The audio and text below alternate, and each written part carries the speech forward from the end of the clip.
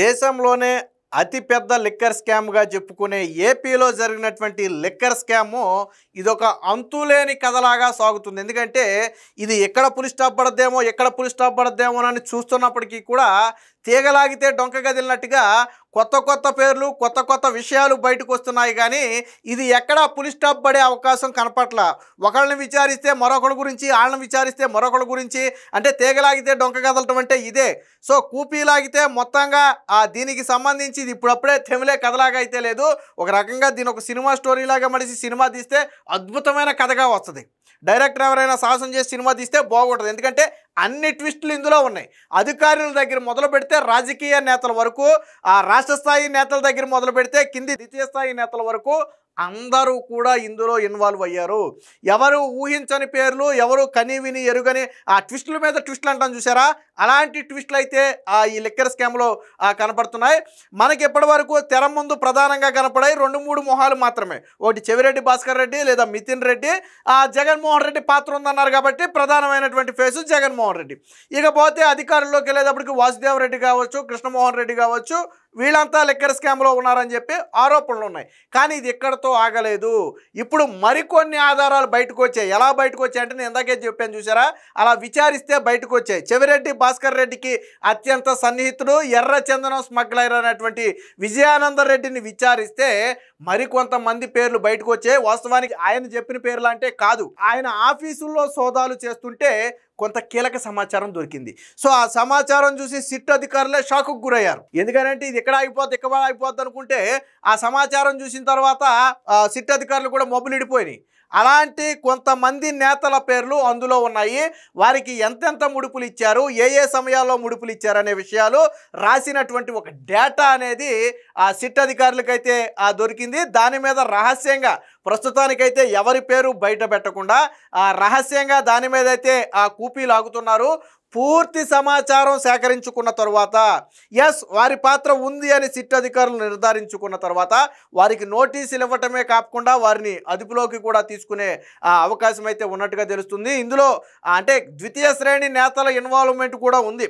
పై స్థాయి నేతలేమో లిక్కర్ దందాలో తీసుకుంటుంటే కింది స్థాయి నేతలు వచ్చేటప్పటికి ఏం చేశారు, ట్రాన్స్పోర్ట్ విషయంలో కావచ్చు, లేదా ఖాళీ సీసాల విషయంలో కావచ్చు, హాలోగ్రామ్ విషయాల్లో కావచ్చు, అట్టపెట్టెల విషయంలో కావచ్చు, ఇలా ప్రతి దాంట్లో వారి స్థాయిలో వారు దండుకున్నారు.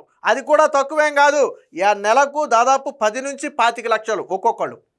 అలాగే ఒక మాజీ మంత్రికి నోరు మెదపకుండా గమ్మునున్నందుకు ఒక మంత్రికి పేర్లు అనేది త్వరలోనే బయటకు వస్తే ఒక మంత్రికి నెలకు 50 లక్షల రూపాయలు లిక్కర్ మాఫియా నుంచి అందేయంట.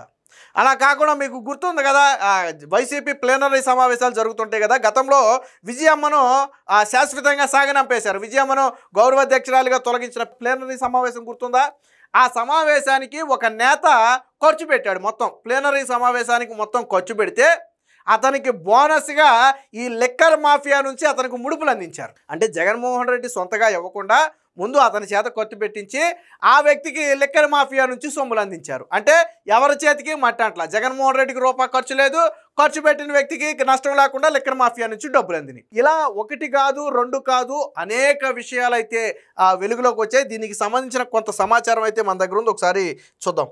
తిన్నోళ్లకు తిన్నంత లిక్కర్ స్కామ్లో వైసీపీ నేతల అడ్డగోలు దోపిడీ, తిలాపాపం తలా పిలికడని మొత్తం అందరి ఇన్వాల్వ్మెంట్ అయితే ఇందులో ఉంది. ఇక్కడ ఒకసారి చూడండి, సిట్టు విచారణలో కొత్త పేర్లు తెరపైకి. ఉత్తరాంధ్ర కీలక నేత మేనల్లుడికి కోట్లలో సొమ్ము. అలాగే గోదావరి జిల్లాకు చెందినటువంటి ఒక మాజీ మంత్రికి భారీగానే నిధులు. గుంటూరు జిల్లాకు చెందినటువంటి మరొక మాజీ మంత్రికి అందులో ఓటాలు.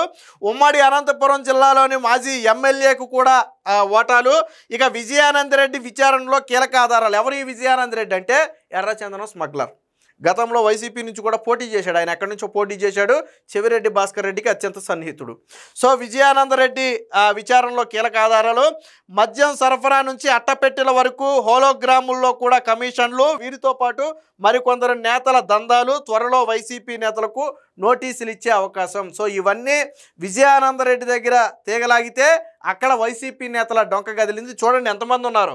ఉత్తరాంధ్ర నుంచి ఒకళ్ళు ఉన్నారు, గోదావరి జిల్లా నుంచి ఒకళ్ళు ఉన్నారు, గుంటూరు నుంచి ఒకళ్ళు ఉన్నారు, ఉమ్మడి అనంతపురం జిల్లాకు చెందిన మరొక వ్యక్తి ఉన్నారు. సో అంటే మొత్తం రాష్ట్ర వ్యాప్తంగా కూడా ఈ లిక్కర్ స్కామ్ అనేది విస్తరించింది.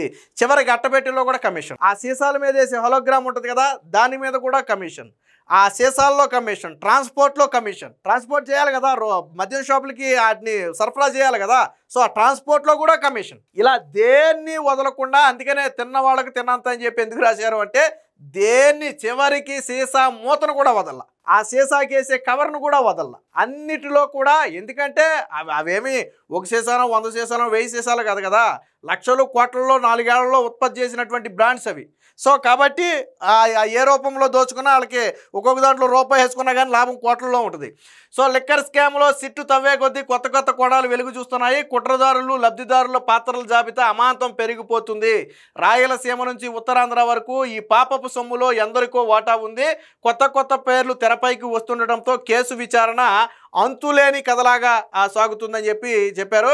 మరొక 4 కీలక వైసీపీ నేతలకైతే లిక్కర్ నిధులు అందినట్టుగా తెలుస్తుంది. పేర్లు అయితే ఇప్పటివరకు బయటకు రాలేదు. కానీ ఉన్న సమాచారం ప్రకారం ఉత్తరాంధ్రలోని వైసీపీ కీలక నేత మేనల్లుడికి, అలాగే గోదావరి జిల్లాలో టీడీఆర్ బాండ్లంటే గుర్తొచ్చే మరొక మాజీ మంత్రికి, అలాగే గుంటూరు జిల్లాలో మాటకారి నాయకుడిగా పేరున్నటువంటి ఒక మాజీ మంత్రికి, ఉమ్మడి అనంతలో మార్నింగ్ స్టార్ మాజీ ఎమ్మెల్యే, మార్నింగ్ స్టార్ అంటే మీ అందరూ గుర్తొచ్చే ఉంటుంది, మార్నింగ్ స్టార్ మాజీ ఎమ్మెల్యేకి భారీగా లిక్కర్ కొమ్ములు దండుకున్నట్టుగా అయితే సమాచారం ఉంది. ఇందులో చూడండి మరికొంతమంది వైసీపీ నేతలు అందిన కాడికి దోచుకున్నారు. మద్యం సరఫరా చేసే ట్రాన్స్పోర్టర్లతో పాటు హలోగ్రామ్ కాంట్రాక్ట్ నుంచి సెక్యూరిటీ, మ్యాన్ పవర్ ఏజెన్సీల నుంచి సొమ్ములు పిండుకున్నారు. ప్రతి నెల కనీసం 10 లక్షలకు తగ్గకుండా 25 లక్షల వరకు వసూలు చేశారంటే ఈ లిక్కర్ స్కాములో ఎంత డెప్త్ ఉందనేది మీరు అర్థం చేసుకోండి. చిన్నగా వీటిల్లో ట్రాన్స్పోర్ట్లోనో లేకపోతే హలోగ్రాముల్లోనో అట్టపెట్టుల్లోనో కమిషన్లు తీసుకున్న వీళ్ళకే దాదాపు ఒక్కొక్కరికి 10 లక్షల నుంచి 25 లక్షల వరకు ముడుతుంది. అంటే ఇక పై స్థాయి నేతలకు ఏ స్థాయిలో ముట్టుంటుందో మీరు అర్థం చేసుకోండి. సిట్టు చెప్తున్న లెక్క ప్రకారం దాదాపు జగన్మోహన్ రెడ్డికి ప్రతి నెల ముడుపులు వెళ్ళాయి. సరే, ఒక నెల ఎక్కువ అవ్వచ్చు, ఒక నెల తక్కువ అవ్వచ్చు, ఇది స్వయంగా సిట్టే చెప్పింది. సో జగన్మోహన్ రెడ్డి మరి ఎందుకు ఇందులో విచారించట్లేదు, జగన్మోహన్ రెడ్డికి ఎందుకు నోటీసులు ఇవ్వలేదు అని అనుమానం చాలా ఉండొచ్చు. ఎందుకు ఇవ్వలేదంటే ఇది ఈ కథ ఎందా చెప్పాను చూసారా, అంతులేని కథలా సాగుతుంది ఇది. సో ఎక్కడైతే దీనికి ఒక పులి స్టాప్ పడే అవకాశం ఉందో, ఎక్కడైతే ఇది ఎండ్ అవుద్దని భావిస్తారో ఆ తర్వాత అసలు తలకాయని తీసుకొస్తారు. సో ఇందులో ఇంకా ఏమేమి ఇప్పుడు జగన్మోహన్ రెడ్డిని అరెస్ట్ చేస్తే విషయం మొత్తం కూడా డైవర్ట్ అయ్యే అవకాశం ఉంటుంది. జగన్మోహన్ రెడ్డి ఎక్కడికి తప్పించుకోలేరు. అవసరమైతే ఇప్పుడు తెలంగాణలో ఏం జరిగింది, తెలంగాణలో కాళేశ్వరం ప్రాజెక్టుకి సంబంధించి సిబిఐకి ఇచ్చేశారు కేసుని. అలాగే రేపొద్దున అవసరమైతే ఈ కేసు కూడా సిబిఐ చేతికి వెళ్ళినా ఆశ్చర్యపోవాల్సిన అవసరంలా. ఎందుకంటే ఆల్రెడీ ఢిల్లీ లిక్కర్ స్కామ్ మొత్తాన్ని కూడా విచారించింది సిబిఐ, ఈడీలే విచారించి మొత్తం అందరూ గుట్టు రట్టు చేశాయి. సో కాబట్టి దానికంటే పెద్ద స్కాము, దేశంలోనే అతిపెద్ద స్కాము, దీన్ని ఎందుకు ఇవ్వకూడదు? సో కాబట్టి ఇప్పుడు ఈ భయమే వైసీపీ నేతలను అయితే వెంటాడుతుంది. ఇప్పుడు తాజాగా ఈ విజయానంద రెడ్డిని విచారించడంతో కొంతమంది కీలక నేతల పేర్లు అయితే బయటకు వచ్చాయి. ఇది ఎక్కడితో ఆగుద్దంటే ఆగదు. ఇప్పుడు ఎవరి పేర్లు అయితే బయటకు వచ్చాయో వారిని విచారిస్తే మరికొన్ని పేర్లు బయటకు వస్తాయి. అంటే ఇది ఒక అంతులేని కథలాగా సాగుతుంది. అందుకనే దేశంలోనే అతిపెద్ద లిక్కర్ స్కాముగా పేరొందింది. పైకి కనపడేది 3500 కోట్లే అయినా షర్మిల చెప్పినట్టుగా 1,00,000 కోట్లకు పైగానే ఇందులో స్కామ్ జరిగే అవకాశం ఉంది. స్వయంగా షర్మిల చెప్పింది, నేను చెప్పడం కాదు. మీరు 3500 కోట్లు 3500 కోట్లు అంటారు. ఏం 3500 కోట్లు, 1,00,000 కోట్లు జరుగుతుందని చెప్పి షర్మిల అంది. ఈ 3500 కోట్లు అనేవి కేవలం కమిషన్స్, కేవలం కమిషన్లు అంటే ఫర్ ఎగ్జాంపుల్ ఏ అనే ఒక బ్రాండ్ని షాపుల్లో పెట్టి అమ్మాలి అంటే కేసు కిందని కమిషన్ ఇవ్వాలి. అర్థమైందా మీకు? కేవలం ఆ బ్రాండ్ని అందులో పెట్టి అమ్మినందుకు వచ్చిన కమిషన్ మాత్రమే. బట్ మరి సొంత బ్రాండ్లు అమ్ముకున్నారుగా, మరి దాంట్లో ఎంత వచ్చి ఉంటుంది? పైగా ఎక్కడా కూడా డిజిటల్ పేమెంట్స్ లేకుండా మొత్తం క్యాష్ రూపంలో అమ్ముకున్నారు కదా. ఎందుకు అమ్ముకున్నారు? ఇవి కేవలం ముడుపులు అనేవి కేవలం ఒక బ్రాండ్ని షాపుల్లో పెట్టి అమ్మటానికి ఇచ్చినటువంటి డబ్బులు. ఇవి స్వయంగా కంపెనీలే చెప్పాయి, మాకేమీ లేదు, మీరు ఇస్తేనే మేము పెట్టుకుంటామన్నారు, మా వ్యాపారం సాగాలి కాబట్టి గత్యంతరం లేక రేట్లు పెంచేసి మేము ఆ ముడుపులు వాళ్ళకి ఇచ్చామని చెప్పి కొన్ని సంస్థలు ఒప్పుకున్నాయి, బహిరంగంగానే ఒప్పుకున్నాయి ఈ విచారణలో, సిట్ విచారణలో. సో దీంతో పాటు ఇప్పుడు మరొక 3 మాజీ మంత్రులు, మనకున్న సమాచారం ప్రకారం 3 మాజీ మంత్రులు కాక ఒక వ్యక్తి అయితే అనంతపురం జిల్లాకు చెందినటువంటి ఒక వ్యక్తి అయితే ఎమ్మెల్యేగా ఉన్నారు. వీరి 4 పాత్ర మీద కీలక ఆధారాలు అయితే లభించాయి. వీరికి ఎంతెంత ముడుపులు అందాయి, ముడుపులు ఏ రూపంలో వీరికి కమిషన్ల రూపంలో అందాయి అనేది కూడా చాలా స్పష్టమైన డేటా అయితే సిట్ అధికారుల వద్ద ఉన్నట్టు తెలుస్తుంది. సో దీన్ని రహస్యంగా పూర్తి స్థాయిలో వివరాలు సేకరిస్తున్నారు. ఎప్పుడైతే ఈ 4 పాత్రకు సంబంధించి సిట్ అధికారులు పూర్తి స్థాయి సమాచారం సేకరిస్తారు. ఆ వెనువెంటనే ఆ నలుగురికి కూడా నోటీసులు ఇచ్చి ఆ విచారణకు పిలుస్తారు. అవసరమైతే ఆధారాలు లభిస్తే ఆ నలుగురి నేతలను కూడా ఆ సిట్ అధికారులు అయితే అరెస్ట్ చేసే అవకాశం అయితే ఉంది. ఎందుకంటే ఎవరినైనా ఫస్ట్ విచారణకు పిలుస్తున్నారు, ఆధారాలు ఉంటే వెనువెంటనే అరెస్ట్ చేస్తున్నారు. ఇప్పటి వరకు అరెస్టు కాకుండా వెళ్ళిన వ్యక్తి ఒకే ఒక వ్యక్తి నారాయణ స్వామి. సో నాడు ఆ మంత్రిగా ఉన్నటువంటి నారాయణ స్వామి మాత్రం 2 సార్లు విచారణకు వచ్చాడు. ఆ నారాయణ స్వామిని మాత్రం అరెస్టు చేయలేదు.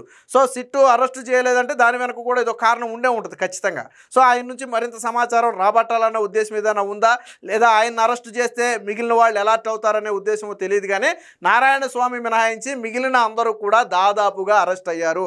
పెద్ద తలకాయలుగా చెప్పుకునే మిథున్ రెడ్డి, ఆ చెవిరెడ్డి భాస్కర్ రెడ్డితో పాటు ఐఏఎస్ అధికారులుగా ఉన్నటువంటి మాజీ ఓఎస్డి కృష్ణమోహన్తో పాటు, ధనంజయ రెడ్డితో పాటు మరికొంతమంది లిక్కర్ స్కామ్లో వాసుదేవరెడ్డితో పాటు మరికొంతమంది అరెస్ట్ అయ్యి జైల్లో ఉన్నారు. ప్రస్తుతానికి నిన్న మొన్న బెయిల్ వచ్చి బెయిల్ మీద విడుదలయ్యారు. అయితే ఈ బెయిల్ రద్దు చేయాలని మళ్ళీ రాష్ట్ర ప్రభుత్వం పైకోర్టుకి అయితే వెళ్ళే అంశం పరిశీలిస్తున్నారు. సరే, అది వేరే అంశమైనప్పటికీ కూడా తాజా లిక్కర్ స్కామ్కు సంబంధించి మరొక నలుగురి పేర్లు అయితే బయటికి రావడంతో వైసీపీ నేతల్లో తీవ్ర ఉత్కంఠ అయితే నెలకొంది. ఎందుకంటే ఇది మొత్తం అటు చేసి ఇటు చేసి వైసీపీ నేతలందరినీ కూడా చుట్టేటట్టు కనపడుతుంది. కీలకమైనటువంటి నేతలు ఎవరైతే ఉన్నారో వారందరి మేరకు కూడా ఇది చుట్టుకునే అవకాశం అయితే కనపడుతుంది. ఏదేమైనా మొత్తానికి సిట్ అధికారులు సేకరిస్తున్న సమాచారం ప్రకారం త్వరలోనే మరొక నలుగురు వైసీపీ నేతల అరెస్ట్ అయితే ఖాయంగా కనపడుతుంది.